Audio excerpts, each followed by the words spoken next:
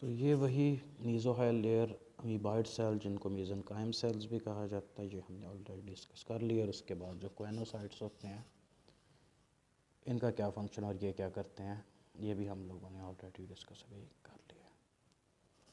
अच्छा, तो जो कोएनोसाइट सेल्स है इसके बारे में इंटरेस्टिंग चीज़ ये कि एक तो सिर्फ ये स्पॉन्जेस के अंदर पाए जाते हैं और प्रोटिस्टा का एक ग्रुप है जो कि एवोल्यूशनरी पॉइंट ऑफ व्यू से इनके नीचे आते हैं, मतलब इनसे पहले आते हैं, क्योंकि स्पॉन्जेस मल्टी सेलुलर है और प्रोटिस्टा यूनिसेलुलर है।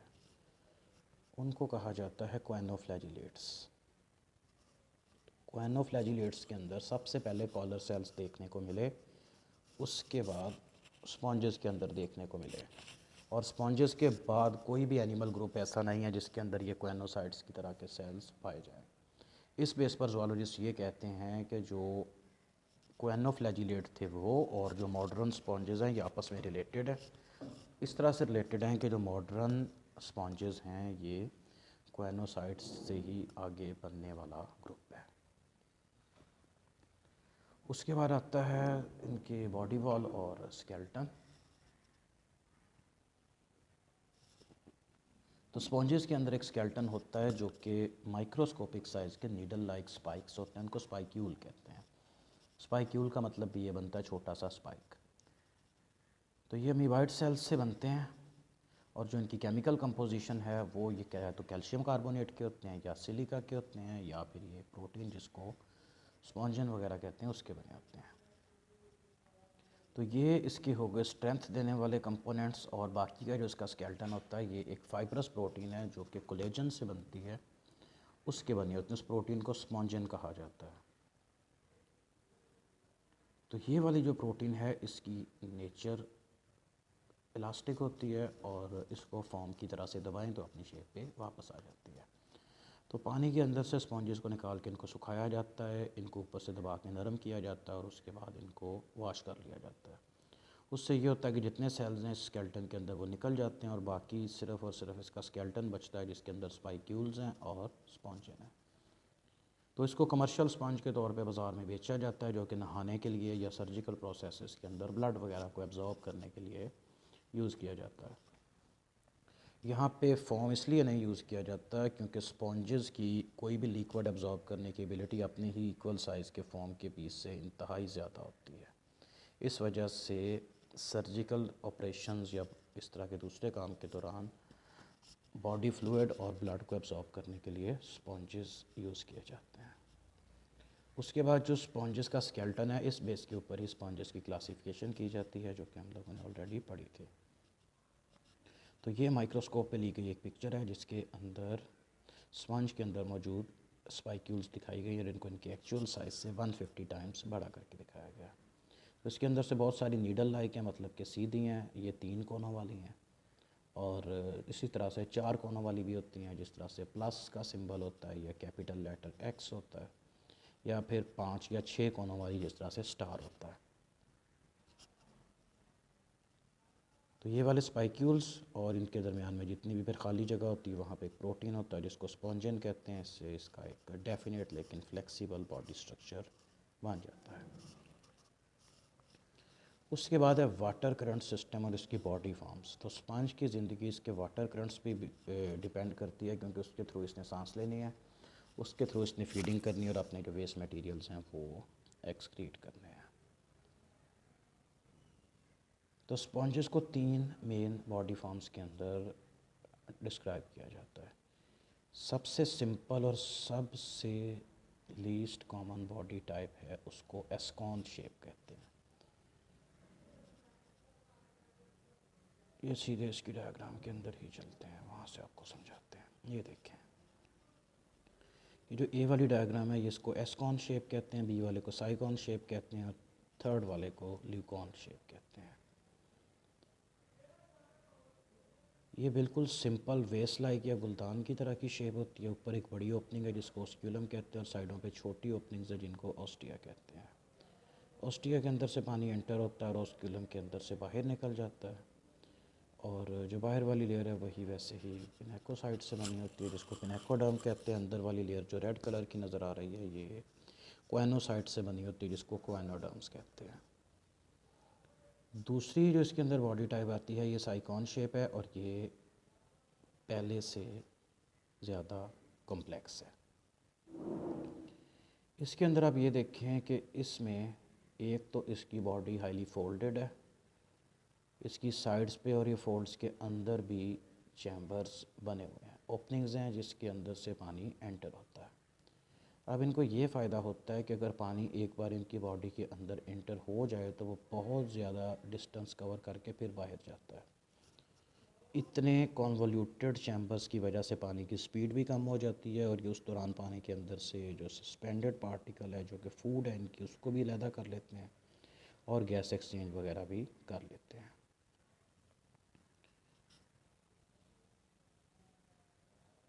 उसके बाद आती है थर्ड टाइप, इसको कहते हैं ल्यूकॉन। ये मोस्ट कॉम्प्लेक्स टाइप होती है और जितनी कॉम्प्लेक्स डायग्राम में बनी है रियलिटी में इससे ज़्यादा कॉम्प्लेक्स होती है। मसलन ये कि इसके अंदर इस तरह से एक बड़ी सेंट्रल कैविटी स्पॉन्जोसील कोई नहीं होती। इसके चारों तरफ मतलब कि 3D शेप इसकी कंसिडर करनी जिस तरह से बॉल होती है, गेंद वगैरह। तो इसमें चारों तरफ बहुत सारे छोटे छोटे सुराख होते हैं जहाँ से पानी अंदर एंटर होता है और एक बार पानी इसके अंदर एंटर हो जाए तो इसके अंदर ये छोटे छोटे चैम्बर्स बने हैं। जहाँ जहाँ पे रेड कलर की लाइन है मतलब यहाँ पे कॉलर सेल्स या कोइनोसाइट्स प्रेजेंट हैं। तो स्पॉन्ज अपनी मर्ज़ी से उस पानी को अंदर अंदर सर्कुलेट करता रहता है और इसकी मर्ज़ी से फिर वो पानी बाहर एस्केप हो जाता है। अब इसके अंदर ऑस्कुलम यहाँ पे भी है, यहाँ पे भी है, एक से ज़्यादा है। तो इन रियलिटी अगर इस तरह का स्पॉन्ज हो जिसका साइज़ 3 इंच है तो 3 इंच के स्पॉन्ज के अंदर ये जो छोटी छोटी कैनाल्स आपको नज़र आ रही हैं इनकी तादाद 80,000 के करीब होती है। ये सिर्फ आपको डायग्राम में समझाने के लिए इन्होंने बड़ी बड़ी करके बनाई हुई हैं, एक्चुअल में इससे कहीं ज़्यादा छोटी और कॉम्प्लेक्स होती हैं। ठीक है, तो ये 3 स्पॉन्जेस के अंदर बॉडी टाइप्स हैं। ये आपका इंपॉर्टेंट लॉन्ग क्वेश्चन भी है जिसको कैनाल सिस्टम या वाटर सर्कुलेशन सिस्टम या water current system in sponges के नाम से आपसे कुछ पूछा जाएगा। ये डायग्राम पहले बनानी है, जो इसकी दास्तान लिखनी है वो उसके बाद लिखनी है। Diagram is must. तो ये इसी की एक्सप्लेनेशन है जो कि हमने ऑलरेडी डिस्कस कर ली है 3 बॉडी टाइप्स इनके। नेक्स्ट आते हैं इनके मेंटेनेंस फंक्शंस, यानी कि इनकी बॉडी के अंदर जो डिफरेंट किस्म के सिस्टम्स हैं, इनका फीडिंग बिहेवियर, इनका reproductive behaviour, excretory system, respiratory system, इस तरह की चीज़ें। तो स्पॉन्जेस इस तरह के पार्टिकल पे फीड करते हैं, मतलब कि या तो ये छोटे एनिमल्स हो सकते हैं या फिर ये पानी में मौजूद कोई दूसरा ऑर्गेनिक मैटर हो सकता है जो कि कोई बड़ा जानवर या पौधा मर गया और वो डिकम्पोज हो गया, उसके छोटे छोटे पार्टिकल्स बन के पानी में बिखर गए, वो वाले। तो वो पार्टिकल जिन पे स्पॉन्जेस फीड करते हैं इनका साइज़ 0.1 माइक्रोमीटर से लेके 50 माइक्रोमीटर तक होता है। इनके फूड में बैक्टीरिया, माइक्रोस्कोपिक एल्गी यानी कि यूनिसेलुलर एल्गी, प्रोटिस्टा और बाकी सस्पेंडेड ऑर्गेनिक मैटर आता है। तो ये आहिस्ता आहिस्ता जो अपना प्रे है उसको पानी में फीडिंग करंट्स जनरेट करते हैं, यानी कि अपने जो फ्लैजेला है उनसे बहाव पैदा करते हैं और पानी के अंदर जो पार्टिकल्स उनको अपनी तरफ को खींच लेते हैं और खा लेते हैं। चूँकि ये पानी को अपनी बॉडी के अंदर से गुजार के अच्छी तरह अंदर सर्कुलेट करते हैं और फिर इनकी बॉडी से पानी बाहर निकल जाता है, इसलिए ये जो गदला पानी होता है जिसको टर्बिड वाटर कहते हैं उसको साफ़ करने के अंदर बड़ा इंपॉर्टेंट रोल प्ले करते हैं। तो इसकी वीडियो भी आप लोगों के साथ शेयर की जाएगी जिसके अंदर पानी में मौजूद इवन के बहुत सारी इस तरह के केमिकल जो कि टॉक्सिक होते हैं, स्पॉन्जेस उनको भी पानी के अंदर से साफ़ करके पानी को यहाँ क्रिस्टल क्लियर कर देते हैं बिल्कुल। एक सिंगल ल्यूकॉन स्पॉन्ज जिसका डायमीटर 1 सेंटीमीटर और उसकी लंबाई 10 सेंटीमीटर होती है, ये एक दिन के अंदर 20 लीटर तक पानी को फ़िल्टर कर सकता है। और बड़े वाले स्पॉन्जेस जो कि तकरीबन 1 मीटर साइज़ के होते हैं वो एक दिन के अंदर 5000 लीटर पानी को भी फ़िल्टर कर देते हैं। तो रिसेंटली स्पॉन्जेस की कुछ ऐसी स्पीशीज़ डिस्कवर हुई हैं जो कि कार्निवोरस हैं, यानी कि गोश्तखोर हैं, और ये गहरे पानी के अंदर पाए जाते हैं। और इसकी एग्जांपल है एस्बेस्टोसोप्लूमा स्पीशीज़, जीनस है। तो ये छोटे छोटे क्रस्टेशियन यानी कि जो झींगे और केकड़े वगैरह होते हैं उनको पकड़ के खाते हैं और पकड़ने के लिए अपने फिलामेंट्स को यूज़ करते हैं जिनके ऊपर यही छोटे छोटे नीडल लाइक स्पाइक्यूल्स लगे होते हैं। तो बाकी जो जनरल स्पॉन्जेस होते हैं इनके अंदर जो क्वाइनोसाइट्स हैं छोटे छोटे फूड पार्टिकल्स को फ़िल्टर करके खाते हैं। बाकी डाइजेशन का प्रोसेस वही है कि वैसे लाइसोसोम बनेगा और फूड वैक्यूल के अंदर आके मर्ज हो जाएगा, चीज़ डाइजेस्ट हो जाएगी और फिर वो जो पार्शली डाइजेस्टेड फूड है वो चली जाती अमीबाइड सेल के पास। तो वो इसकी बॉडी कैविटी में चलते चलते इसको बाकी सेल्स तक पहुंचा देते हैं। तो इसके अलावा जो पिनेकोसाइट्स हैं जो इसकी इन करंट यानी कि वो वाली कैनाल जिनसे पानी इसकी बॉडी के अंदर आता है, ये बड़े फूड पार्टिकल्स को बजाते खुद भी निगल सकते हैं। इसके अलावा जो बाकी न्यूट्रिशन है यानी कि अगर इनको साल्ट या मिनरल्स की ज़रूरत है तो वो उसको एक्टिव ट्रांसपोर्ट से जो बॉडी के अंदर डायरेक्ट एब्जॉर्ब कर सकते हैं। तो फीडिंग की जो हमने बात की, ये इसके एक तो ये जो रेड वाले सेल्स हैं जिनको क्वाइनोसाइट्स कहते हैं, ये फूड पार्टिकल्स को खाते हैं ऐसे कि ये फ्लैजेला बीट करता है और जो फूड पार्टिकल है वो आहिस्ता आहिस्ता इसके अंदर चला जाता है। ये ब्राउन कलर से बना हुआ है। तो जैसे ही ये सेल के अंदर पहुंचता है उसके इर्द गिर्द एक फूड वैक्यूल बन जाता है, उसके साथ लाइसोसोम आके अटैच होता है और वो डाइजेशन वैक्यूल में कन्वर्ट हो जाता है। जब फूड पार्शली डाइजेस्टेड हो जाती है तो वो इस कॉलर सेल से निकल के अमीबाइड सेल के पास आ जाती है।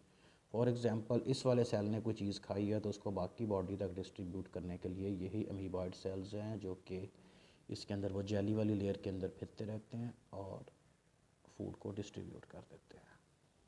इसके अलावा इसके जो पिनेकोसाइट्स होते हैं बाहर वाली लेयर में, वो भी ज़रूरत पड़ने पे फूड पार्टिकल्स को एंडोसाइटोसिस या फैगोसाइटोसिस से निगल सकते हैं। और अगर इनको किसी भी साल्ट या मिनरल की ज़रूरत पड़े तो इसके कोई भी सेल उसको डायरेक्ट सी वाटर के अंदर से एक्टिव ट्रांसपोर्ट के थ्रू एब्जॉर्ब कर लेंगे।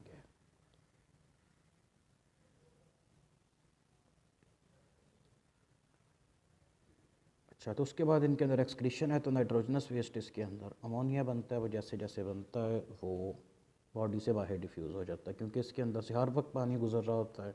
दूसरा, अमोनिया को एक्सक्रीट होने के लिए पानी की ज़्यादा क्वांटिटी में ज़रूरत होती है, लेकिन चूंकि ये रहते ही पानी के अंदर इसलिए इनको पानी की कमी का सामना नहीं करना पड़ता। नेक्स्ट आता है इनके अंदर नर्वस सिस्टम। तो स्पॉन्जेस के अंदर कोई भी नर्व सेल्स नहीं होते जिससे अपने बॉडी फंक्शंस को कोऑर्डिनेट कर सकें। इसके इंडिविजुअल सेल किसी भी स्टिमुलस, फॉर एग्जांपल जो लाइट होती है, जो फ़ोटो का स्टिमुलस है, उससे रिस्पॉन्ड करते हैं और उसके अकॉर्डिंग अपनी बॉडी के जो डिफरेंट सिस्टम्स हैं उनको या स्टार्ट कर लेते हैं या बंद कर लेते हैं। इसके अंदर एग्जांपल ये है कि जो वाटर सर्कुलेशन एबिलिटीज़ है ये जब सूरज निकलता है तो कम होती है, जैसे जैसे सूरज ऊपर जाता है लाइट तेज़ होती है तो ये ज़्यादा होती जाती है और सनसेट यानी कि शाम के टाइम ये मैक्सिमम पे पहुंच जाती है क्योंकि लाइट की वजह से जो पोरोसाइट हैं ये खुल जाते हैं और जब अंधेरा हो जाता है तो पोरोसाइट बंद हो जाते हैं।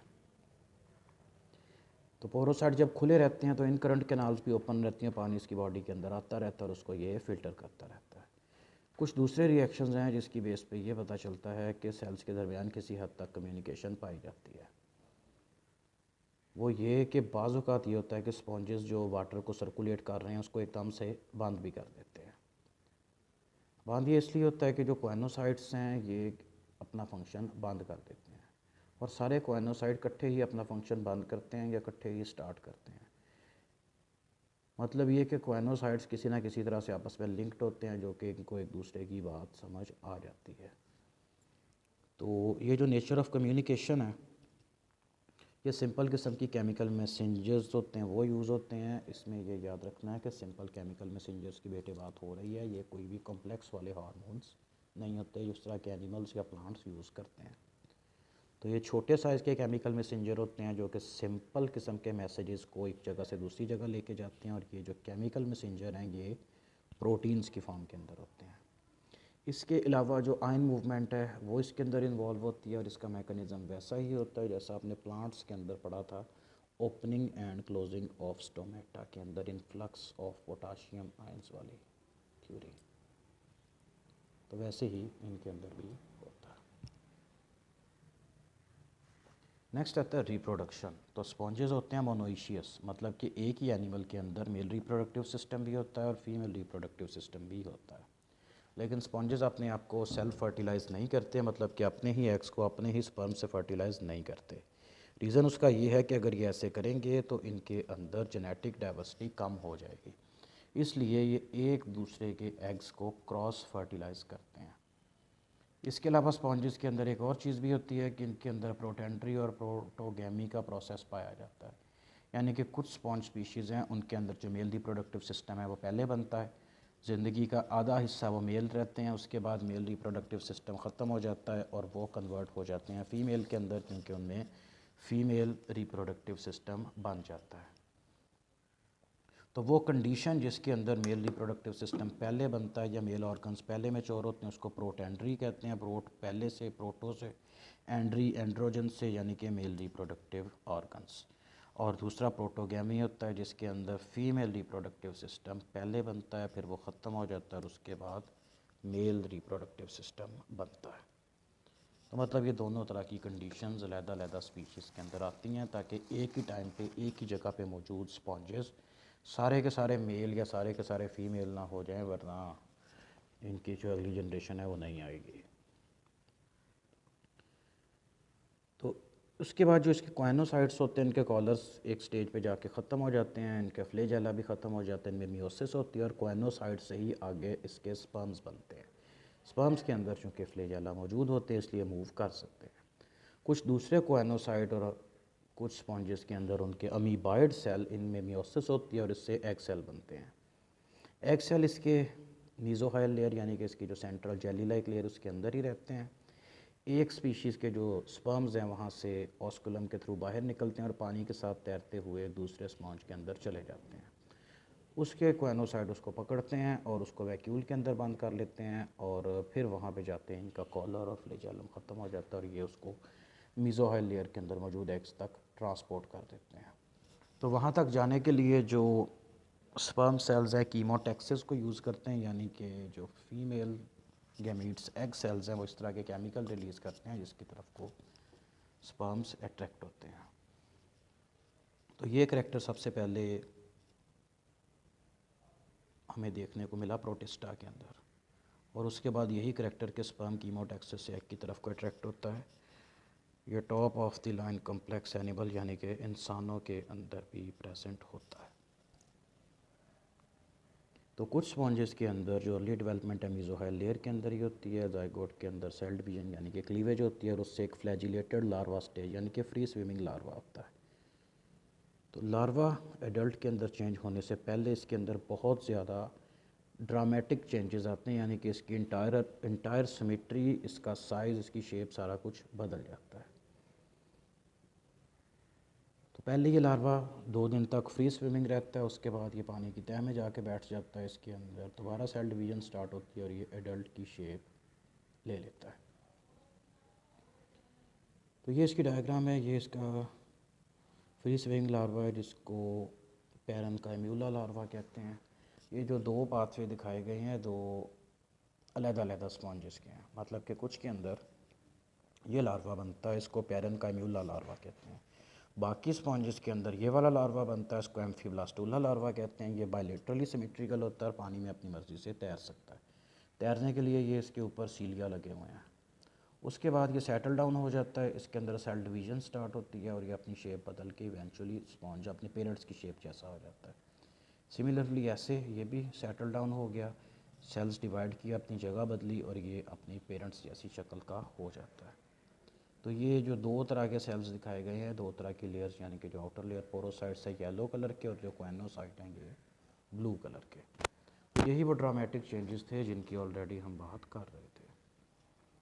तो कुछ स्पॉन्जेस के अंदर रीजनरेशन की बहुत ग्रेट एबिलिटीज़ पाई जाती हैं।